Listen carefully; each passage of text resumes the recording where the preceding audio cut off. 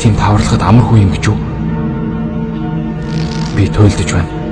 Ойролцоогоор 12 цаг тасралтгүй тэр нөхөртэй тулалдлаа. Би юу ч идэж бас уугаагүй. Гэтэл тэр бүр жоохон ч ядарсангүй. Харин би ядарч бас шархацсан. Би зүгээр л гэртээ ирж унтмаар байна. Би энд баймааргүй байна. Ер нь би тэрнийг зүгээр ингэж орхичих уу?